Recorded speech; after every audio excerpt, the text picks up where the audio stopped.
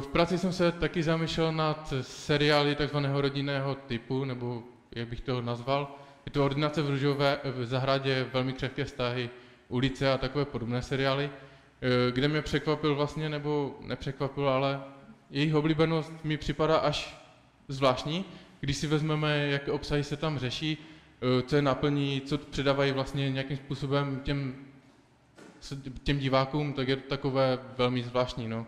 Jako když si vezmeme celý ten pořad, který má třeba 1000 dílů a řeší se tam pořád dokola věci, které člověk zažívá v běžném životě, tak je k zamýšlení, jestli tomu člověku něco chybí v normálním životě, nebo proč si je vybírá. Taky je velmi k zaražení to, že je tam vytvořena umělá dějová linie, to vlastně při nějakém omezeném počtu těch postav a dlouhém vysílacím čase je celkem logické a velmi často se projevuje jako nějakým způsobem vývoj toho děje nebo nějaká změna, zvrat, že se rozpadají rodiny, rozpadají se partneři, hledají se milenci. Takže nevím, jestli to dítě, když sleduje, i když jsem vlastně dal tu otázku na oblíbenost pořadu, tak ty seriály vyšly v mém výzkumu celkem na předních, myslím, že byl třetí místo zaujali, tak je zvláštní, jestli ty děti to vidí a pak si ty hodnoty nějakým způsobem v sobě přetváří. Nemám na to výzkum, ale myslím si, že je to k zamyšlení. A zamýšlel jsem se taky nad reklamou formou product placement. Je to podle mě vůči dětem nebo i vůči rodičům hodně podpásová záležitost, protože když jsem dával vlastně ve svém výzkumu, nebo jsem se ptal, co dětem na televizi nejvíc vadí, tak ve většině případů odpovídali, že jim vadí reklama. Takže si i ty děti uvědomují, že reklama nějakým způsobem s nimi manipuluje a teďka přichází nová forma, kdy už není ohraničené, že jim třeba vadí vyloženě ten čas, který jim přeruší oblíbený pořad, ale přichází nová forma, kdy jejich oblíbený hrdina bude přímo s těmi věcmi pracovat, jakým způsobem s nimi nakládat, bude se s nima vyhýbat. On uvidí, že ten hrdina používá nějaké věci. Vyloženě teďka jsem si všiml u doktora House, když jsem se díval, tak úplně evidentní to bylo, měl před sebou notebook a měl jedné nejmenované značky a bylo to přímo tak, že ten notebook byl vyloženě do očí a House byl až někde vzadu a dokresloval tu scénu, takže no, to je tak, myslím si, že všechno v té mojí práci. Děkuji. Přečtu nejdříve tady to hodnocení práce je OK, je to jako bakalářka, čili vy jste to tam neříkal, že to je bakalářka v tom? Já jsem říkal, že já jsem to tam uvedl někde. Jo. Při prezentaci vás máme tlačit ke stručnosti, no ale tak jste byl stručný. Je nějaká ta diskuze, jak to využijete v praktické mediální výchově, tady to, co jste zpracoval?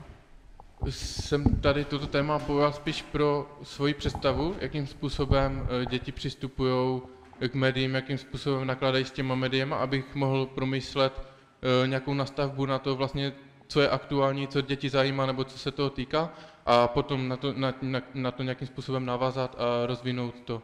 Proto jsem si zvolil i tady ten modul, což mi vlastně dává další možnosti nějakým způsobem se nad tím zamýšlet a rozvíjet si názory, myšlenky a takhle.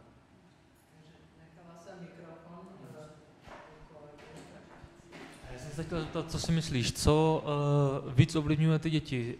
Spíš nějaké ty seriály, pohádka, takové věci, anebo to jsou spíš ty televizní noviny? Co je pro ně horší? Jakože... Vy jste řekl 2 slova. Co je ovlivňuje a co je pro ně horší? Ono Ovlivňuje víceméně všechno. Já si myslím, že děti v tomhle věku třeba ty zprávy, když jsem měl ten průzkum, tak je nesledovali. Neuvadili je jako, že by je sledovali často. Více se dívají na ty pořady, právě na ty seriály, tam by se hodně umístil comeback a takové věci, takže si myslím, že spíše to ovlivňuje ten životní styl, než že by ty zprávy, možná, že když se na ně dívají, tak jsou tam takové věci, které někdy těžko říct, no. Třeba sledujou, ale nepřijdou jim oblíbené, ale stejně tam sedí třeba u té televize a sledují je. To je pravda, no. To je těžko, no.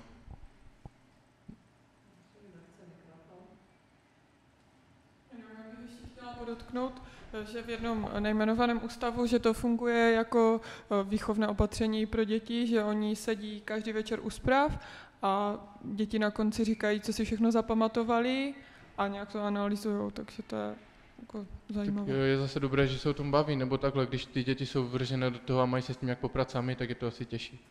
Já osobně bych třeba svoje děti k zprávám nepouštěl do nějakého určitého věku. Prostě tam je ta určitá realita, kterou by třeba ještě nemuseli úplně vnímat. Je to těžko, no. Ale vidí tu realitu na internetu třeba? Když je pustíš na internet, tak pak nemůžeš pouštět naprosto k ničemu. To nemůžeš pustit k novinám, k televizi, k internetu, k ničemu. Oni, když budou chtít, tak si tu informaci stejně získají. No, to musí chtít.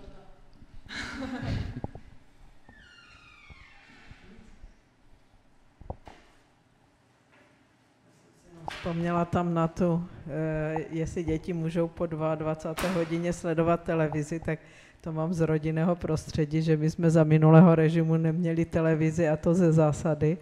A pak nás jednou zavolala soudružka učitelka do školy, že náš synáček, ale ne ten tady, co je, se strašně pozdě dívá na televizi a proč mu to dovolujeme. A teď my jsme zůstali tuzi, protože říkají, my televizi nemáme. A on, aby mezi těmi dětmi nebyl pozadu, tak si vyloženě vymýšlel televizní pořady, které ty děti nemohly vidět, tak řekl, že se na ně dívá pozdě v noci a ani paní učitelky se tak pozdě v noci soudružky nedívaly.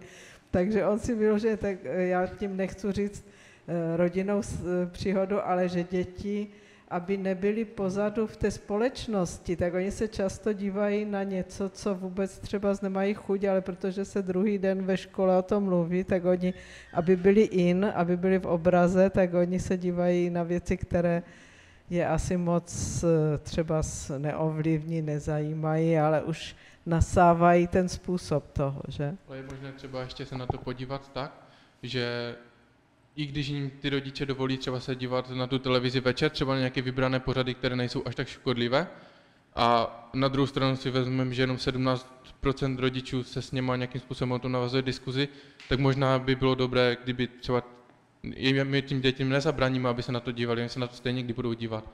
Tak jenom jestli ty rodiče by třeba jim to, nebo aby se nedívali s něma a třeba se o těch věcech bavili. Takže to si myslím, že je nějaký jediný způsob, jak z toho ven. No. Jak jste řekla správně, všecko najdou na internetu i v archivu té televize, si to všechno téměř můžou přehrát. Takže.